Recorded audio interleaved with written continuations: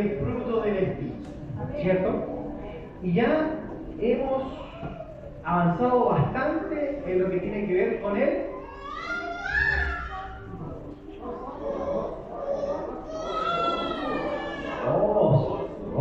¿Cierto? A partir de, por supuesto, el versículo que hemos usado para estudiar este precioso fruto, característica de los frutos, que está en Nehemías 8:10, que dice así: luego les dijo: id, comed grosuras y bebed vino dulce, y enviad porciones a los que no tienen nada preparado, porque el día santo es a nuestro Señor.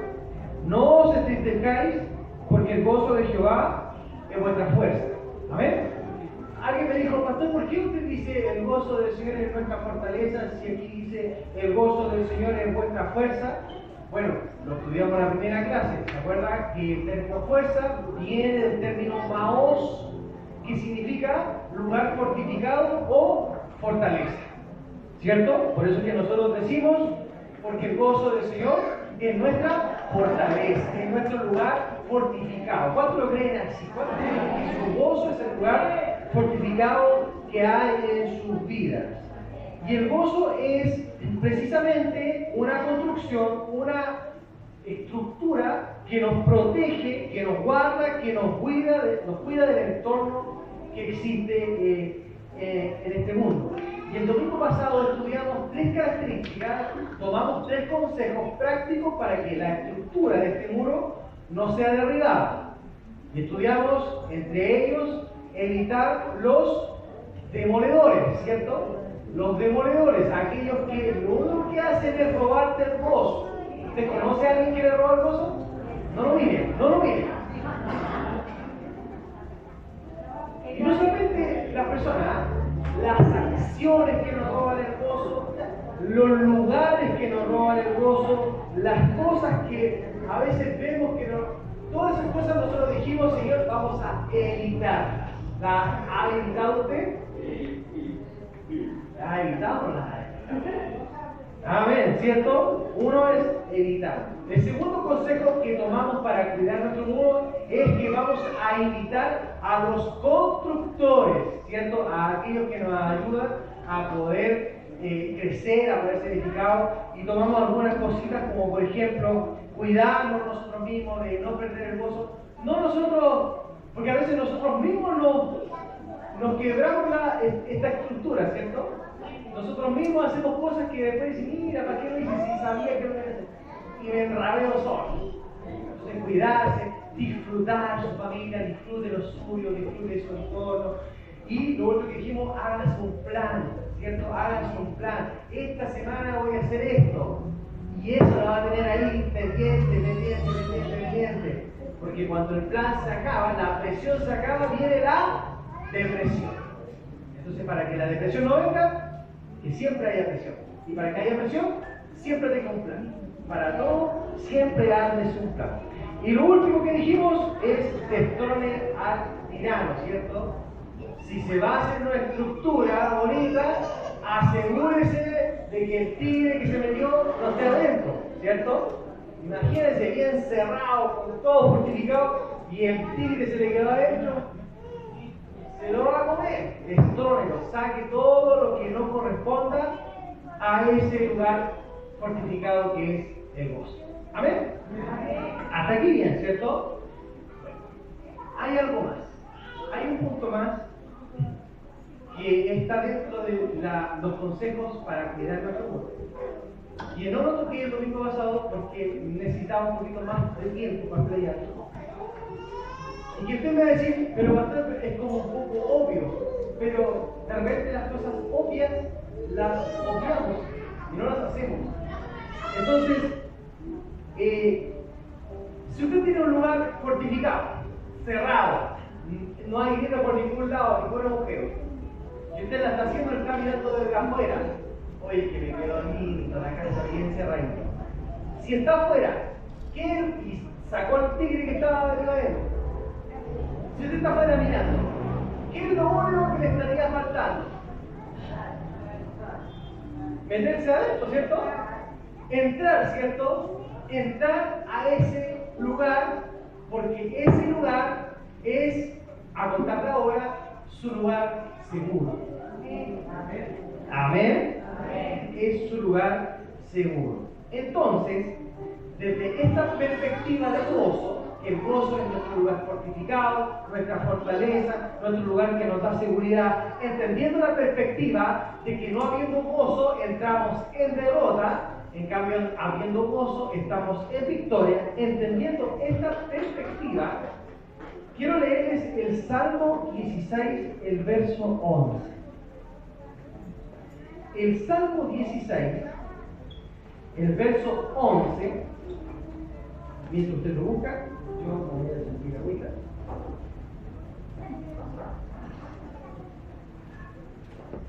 Salmo 16, verso 11.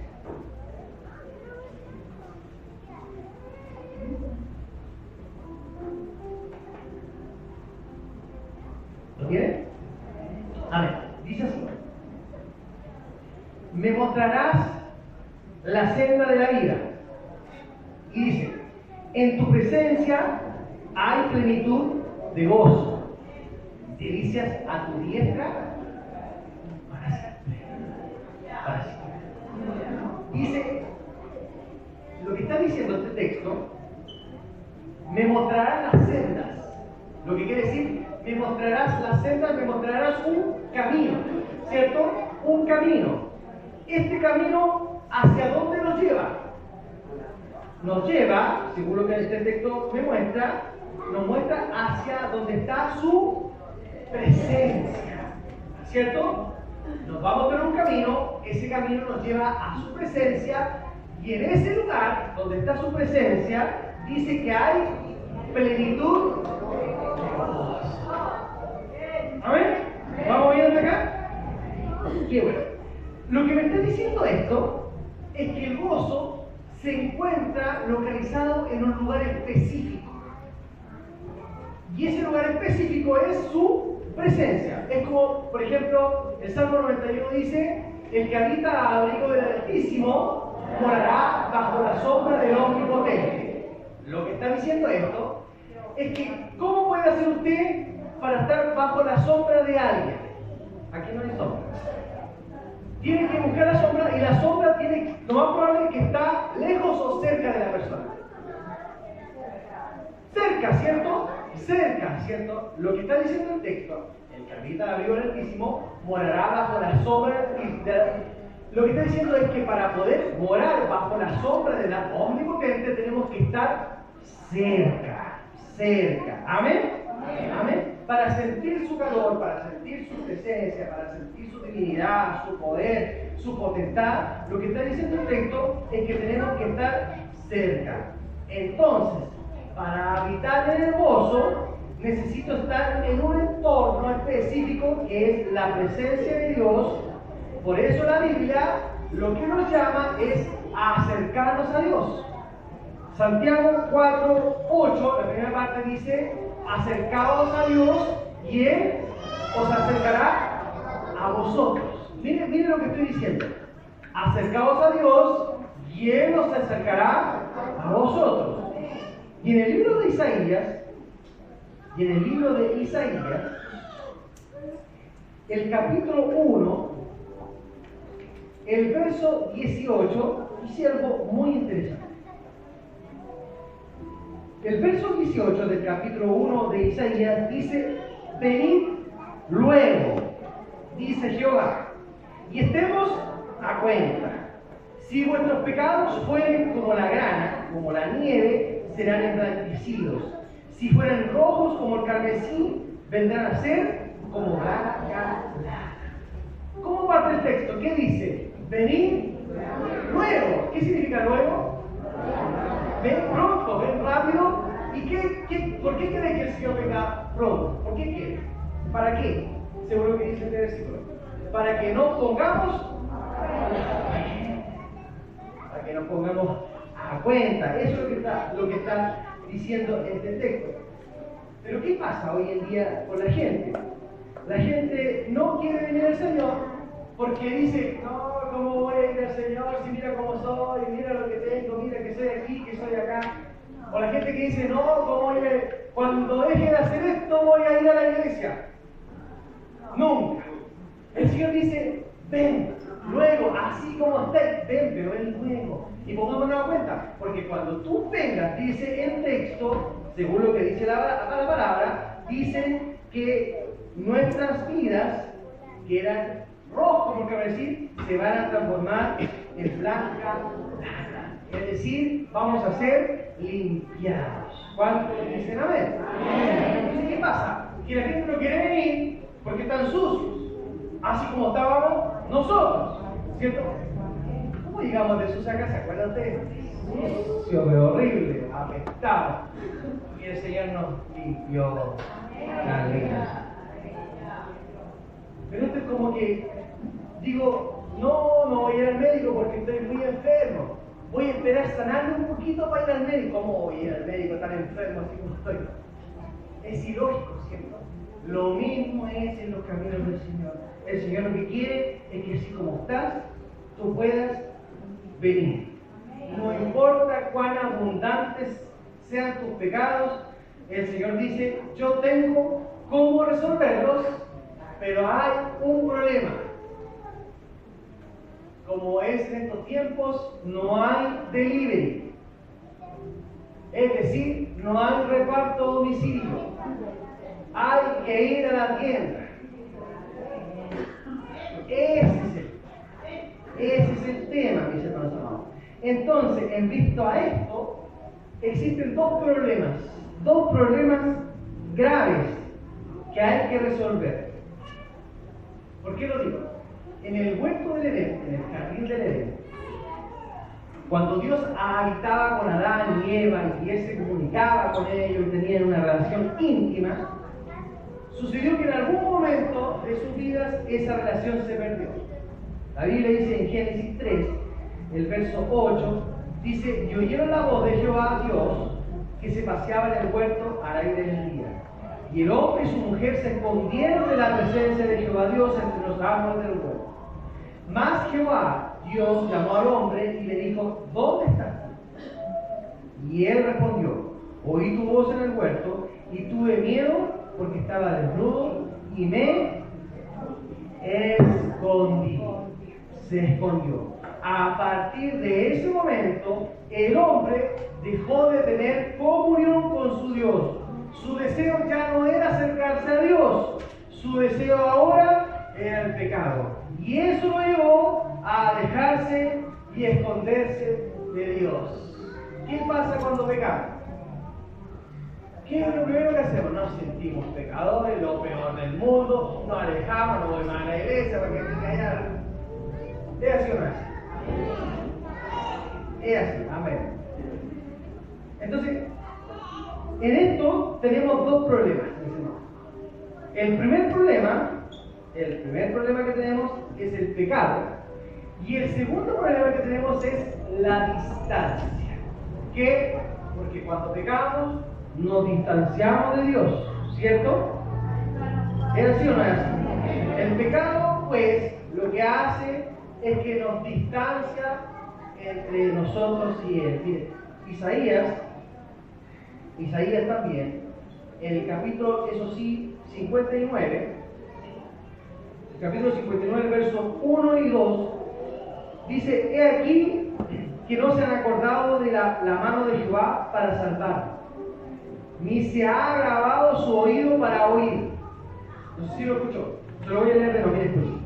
He aquí que no se ha cortado la mano de Jehová para salvar, ni se ha agravado su oído para oír, es decir, no se le ha tapado el oído, él escucha.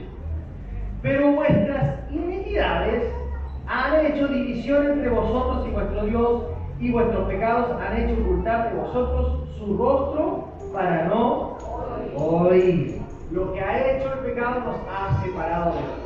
La Biblia dice en Romanos 6, el versículo 23, porque la paga del pecado es muerte. ¿Y qué significa muerte? Separación. Entonces, tenemos estos dos problemas. Tenemos el problema del pecado y tenemos el problema de la división. Y tan pronto hay pecado, mis hermanos amados, lo primero que nos sucede es que nos separamos de Dios. Gracias a Dios, tengo una buena noticia. Ante estos dos problemas grandes, tenemos uno solucionado.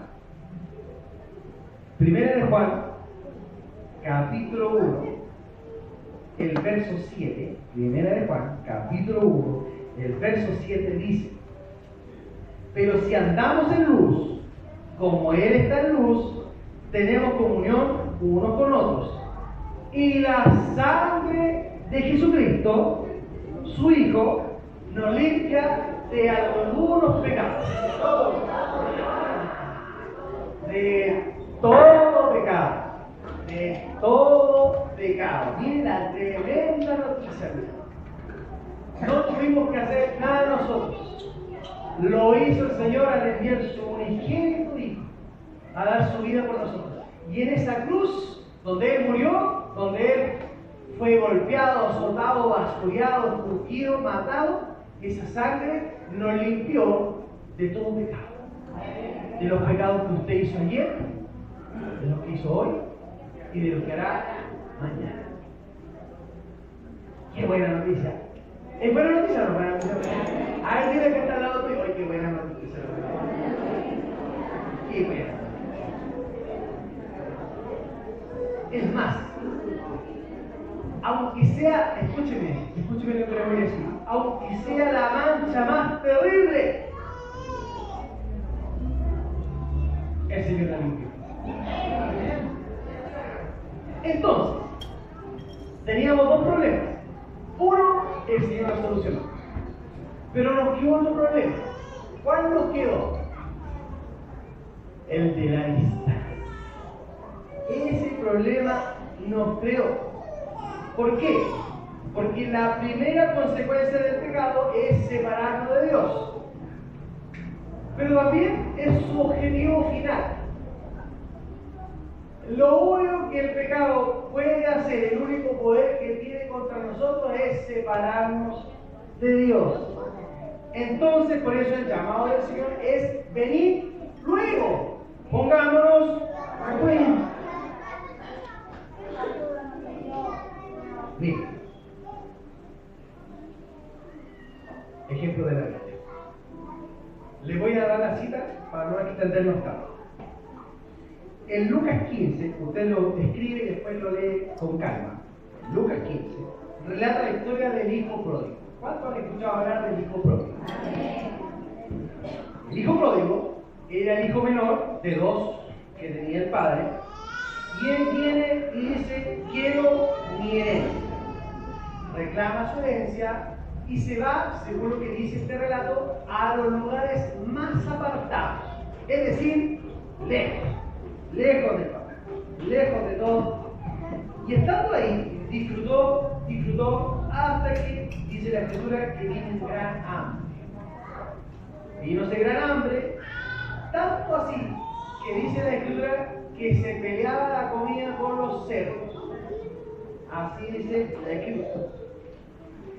Con hambre, vistiendo harapos, sin dinero, sin comida, sin herencia, pero además con un tremendo problema, que el papá estaba muy lejos.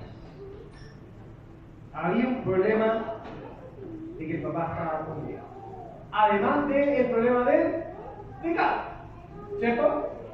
Entonces, cuando él entra en razón, él dice así: me levantaré e iré a mi padre. Pero antes de eso, él dice: hay una solución para el pecado. El pecado, la solución es Jesucristo. Entonces él dice: Padre, he pecado contra el cielo y contra ti, no soy digno de ser llamado tu hijo. Con ese perdón solucionó el problema del pecado, ¿cierto? Se arrepintió. El problema del pecado solucionado. Pero lo que otro problema, que estaba lejos. Y ojo con esto. El padre no es que se enteró, oye, tu hijo menor se arrepintió. No es que dijo, vamos a buscarlo. Ni tampoco fue que le llamó un Uber para que lo fuera a buscar. Ni tampoco fue que le mandó una canastita de misericordia. Ni tampoco fue que le envió un depósito. No hizo nada. El único que tuvo que hacer algo fue él. ¿Y qué hizo? Fue al Padre. Mire lo lindo de esto. ¿Cómo fue cuando llegó al Padre? El Padre lo abrazó, le dio un anillo, le puso ropas nuevas, lo besó, le dio comida, le hizo una fiesta, le dio todo, mis hermanos amados. ¿Sabe por qué? Porque el problema del pecado ya estaba solucionado. Solamente faltaba solucionar el problema de la distancia. Por eso es que cuando él llegó y se acercó al Padre, ya estaba todo solucionado. Lo único que le necesitaba era acercarse al Padre. Así me está entendiendo. Miren, en Juan 8, anótelo porque no lo voy a leer, para no extenderme. En Juan 8 está la historia de la mujer adúltera. Y esta mujer fue sorprendida en realidad con otro hombre, que no era su esposo, por supuesto. La agarraron, según lo que dice la escritura, de los fariseos, los escribas. ¿Para qué? Para seguir lo que la ley decía, que era a la mujer adúltera había que apedrearla. Pero como sabían que estaba Jesús, dicen, llevémosla a Jesús, con tal de que, de poder apedrear a la mujer, pero además también para hacer caer a Jesús. ¿Por qué? Porque dije, preguntémosle a Jesús qué hay que hacer. Entonces, viene y se trae Jesús. Jesús, hemos encontrado a esta mujer adúltera, según tú, ¿qué tenemos que hacer? Si Jesús decía, déjenla, iban a decir, esto es falso, esto porque está faltando a la ley de Moisés. Pero si Jesús dice, apedréanla, ellos iban a decir, la apedreamos porque Jesús nos dijo. Querían hacer caer a Jesús. Jesús, tan sabio él, dice que estaba haciendo con el dedito y un y viene y dice, ¿qué hacemos? Y mire lo que le dice el Señor. El que esté libre de pecado, que lance la primera piedra. El relato dice de que todos se empezaron a ir. Todos se fueron del lugar y el único que quedó fue el único que no tenía pecado, que era Jesús. Entonces Jesús le dice, mujer, ¿dónde están los que le puso? No están. Entonces él le dice, ni yo te condeno. Le dice, vete y no te quedas. Miren lo que pasó. Ante esta situación, la mujer que estaba en pecado, ellos le hicieron el trabajo doble. Le hicieron el trabajo de llevarla hacia donde podía ser libre. La llevaron hasta donde ella podía ser limpia de su pecado. Le hicieron el trabajo de la distancia y la llevaron justo a los pies de Jesús. ¿Y Jesús qué hizo? La perdonó, la limpió de pecado y ella fue libre.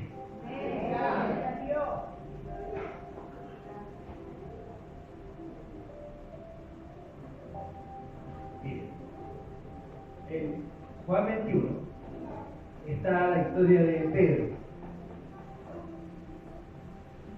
Cuando Jesús murió, él después resucitó y se le apareció a los discípulos, según este relato, en el mar. Los discípulos, tristes todos porque Jesús ya había partido, dicen, ¿y ahora qué hacemos? Y Pedro dice, bueno, vamos a pescar. Y se fueron a pescar. Y se fueron para adentro. Y mientras estaba pescando, dice la Biblia que no agarraba ni uno. Nada. De repente en la orilla aparece un hombre que era Jesús, ellos no lo sabían, y le dice, como el pastor, tengo hambre. ¿Tienen algo para comer? Y le dicen, no hemos agarrado nada. Y dice, tiren la red a la derecha. Tiraron la red y dice de que salía, pero bueno, montones. Y la Biblia dice que el que se da cuenta de que era Jesús fue Pedrito. Pedro se dio cuenta, Jesús. ¿Qué hizo Pedro? ¿Quién se acuerda qué hizo? Dígame, ¿qué hizo? ¿Esperó hasta que el barco llegara hasta allá? ¿O esperó que Jesús viniera caminando? ¿Qué hizo Pedro? Se tiró así como estaba. ¿Por qué? Porque tenía un problema con Jesús y tenía otro problema que era la distancia. Y dijo, rápidamente voy porque necesito el maestro. A diferencia del otro apóstol que es Judas. Judas, cuando traicionó a Jesús, ¿qué hizo Judas cuando se arrepintió de lo que había hecho? ¿A dónde corrió? ¿A Jesús? ¿A dónde corrió? ¿A donde los sacerdotes, a donde los que le habían pagado? Se equivocó de camino. Solucionó el problema del pecado. ¿Por qué? Porque se arrepintió, pero no solucionó el problema de la distancia. Corrió hacia el lugar equivocado. Pedro no tenía solución de su pecado. Recuerden que había negado a Jesús 3 veces, pero solucionó el problema de la distancia porque corrió hacia donde tenía que correr, hacia Jesús. Y miren esto, no solamente Jesús soluciona los problemas del pecado, también soluciona los problemas emocionales y sentimentales que dejan de... ¿Se acuerdan lo que le dijo Jesús? Pedro lo había negado 3 veces. ¿Qué le dijo Jesús a Pedro? Pedro, ¿me amas? ¿Cuántas veces le preguntó? 3 veces. ¿Cuántas veces lo negó? 3 veces. Lo hizo porque para solucionarle ese problema sentimental que él tenía.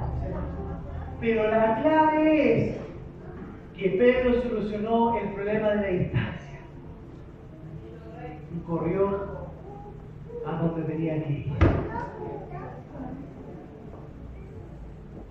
El último. Jesús estaba crucificado y lo crucificaron con 2 personas, ¿cierto?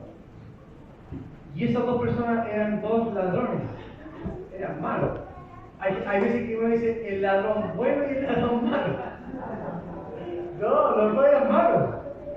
Los 2 eran malos, los 2 eran ladrones. Los 2 estaban ahí por su culpa, por sus consecuencias. Lo que pasa es que, claro, lo que sucede en el relato es la gente dice, no, ese era el ladrón bueno. Y estando ahí, uno de los ladrones le dice, chavo, si tú eres hijo de Dios, libérate y aprovecha de liberarnos a nosotros. ¿Cierto? Y viene el otro y le dice, oye, eso no. Nosotros estamos aquí por nuestras consecuencias, por nuestros actos. Pero él no hizo nada. Y mire lo que dijo. Yo reconozco que eres el rey.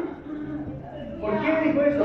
Porque le dijo, cuando vengas a reinar, acuérdate de mí.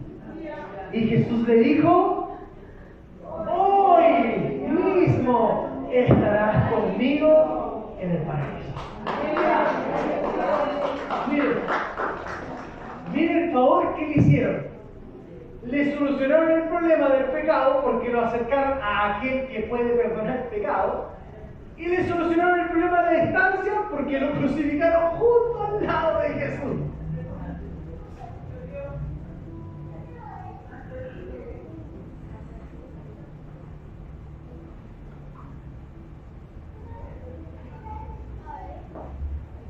¿Qué pasa con nosotros ahora? A veces leemos los libros, buscamos cómo escuchar la voz de Dios, cómo huir del pecado, cómo vencer las tentaciones, cómo tengo más paciencia. Hermano, todo está en la presencia del Señor. A veces recorremos tanto cuando Él está ahí. Si Él dice, aquí yo estoy de la puerta y llamo, está muy cerca. Es que nosotros no damos el paso. Mire, la Biblia dice en el Salmo 32, el Salmo 32, el verso 8, mire, te haré entender y te enseñaré el camino en que debes andar. Sobre ti fijaré mis ojos. ¿Sabe por qué tiene el Señor sus ojos puestos en usted? ¿Usted lo sabe? ¿Sabe por qué el Señor puso sus ojos en usted? Porque la ama mucho. La ama mucho. Por eso es que Él tiene sus ojos puestos en usted. Por eso es que usted está acá, porque la ama mucho. Por eso que el texto dice, sobre ti fijaré mis ojos. Pero hay algo. Él dice, pero necesito hacer algo.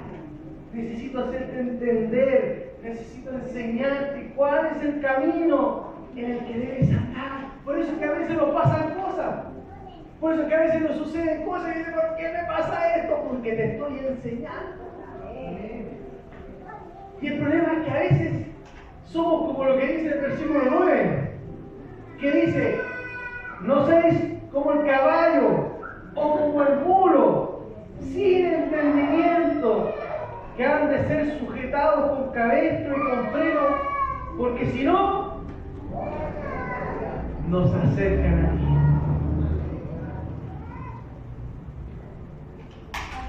Porque si no, nos acercan a ti.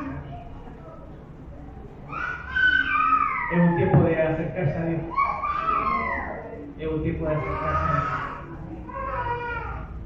Porque el Señor dice, venid luego y pongámonos a cuenta. ¿Por qué tenemos que hacerlo? Porque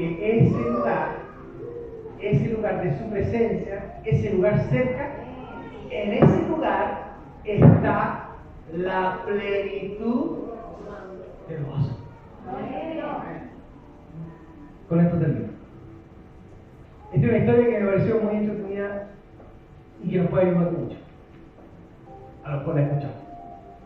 Este era un niño que vivía en una finca y el papá tenía muchos animalitos.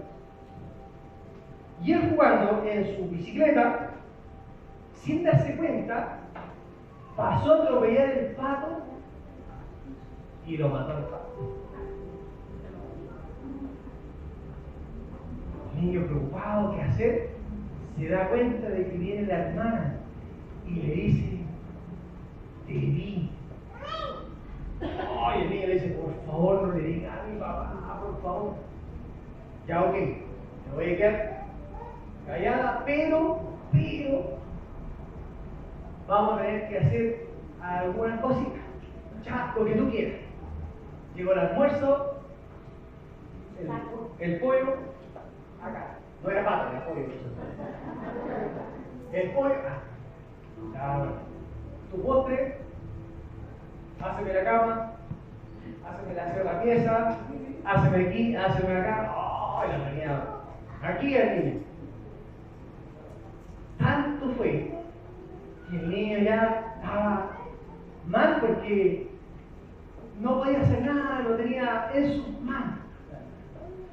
Tanto fue así que dijo, no doy más, voy a ir y le voy a contar a mi papá.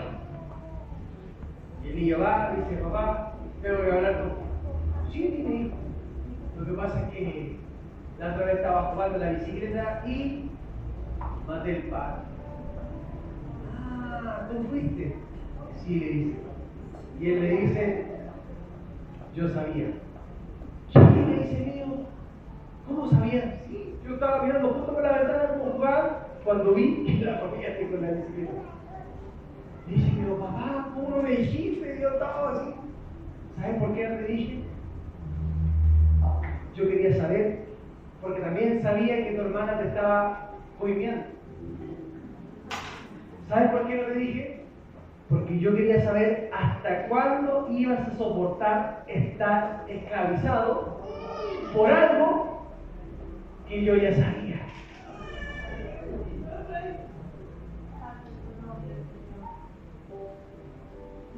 Dios te dice lo mismo, mira. ¿Hasta cuándo vas a estar esclavizado por algo que Él ya sabe? Si lo que tú ya hiciste, Él ya lo sabe. Yo no lo sé, porque yo soy igual que ustedes, pero Él ya lo sabe si Él te estaba viendo por la ventana. El problema del pecado, de lo malo que hayas hecho, ya está solucionado. Cristo ya lo solucionó en la cruz, ya pagó, ya te limpió. Pero hay un problema. Te ha alejado de Él. ¿Quién necesita que te acerques a Él? ¿Cuántos quieren acercarse al Señor? ¿Cuántos quieren decir, Señor, voy porque necesito estar a cuenta contigo? Nosotros, hermanos amados, no necesitamos ser buenos para acercarnos a Dios. No necesitamos ser buenos. Mira, mientras más me acerco a Dios, más me alejo del pecado. ¿Cuántos quieren venir y acercarse al Señor? No hay delivery. No hay delivery, aunque está al lado tuyo. Pero no hay reparto a domicilio. Tienes que venir tú. ¿Cuántos quieren venir? Póngase aquí. Mi hermano Johnny nos va a ayudar con la cama.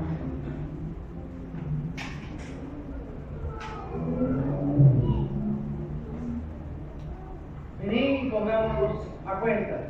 Si alguien quiere venir a este lugar, puede hacerlo también. Si alguien quiere hacerlo en su puesto, puede hacerlo. Esto es un acto de fe. El llamado del Señor es: vení. Pongámonos a cuenta. No conmigo. Es con el Señor que hay que ponerse a cuenta. Es el tiempo. Es el llamado. Es un llamado a poder decir: Señor, yo me he distanciado de ti porque ya no oro como antes. Señor, me he distanciado de ti porque ya no leo la palabra como antes. Señor, me he distanciado de ti porque ya no vengo a la iglesia como venía antes. Señor, me he distanciado de ti porque ya no tengo el mismo gozo que antes, Señor mío, porque alguien rompió el muro de mi gozo, alguien abrió la casa mía y hoy me ha hecho perder este gozo que tenía. Señor, hoy día me está dando la oportunidad. El problema del pecado está solucionado. No tuvimos nada que ver nosotros. Cristo lo hizo en la cruz, no limpió nuestros cuerpos que estaban sucios, quedaron blancos como la lana, así dice la Escritura. Pero hay un problema que la única forma de ser solucionado es que nosotros nos acerquemos a Él. Acercaos pues, y yo, dice el Señor, me acercaré a vosotros. ¿Les parece si adoramos al Señor mientras nos ponemos a cuenta? Es usted con el Señor, no es conmigo. Es usted con el Señor.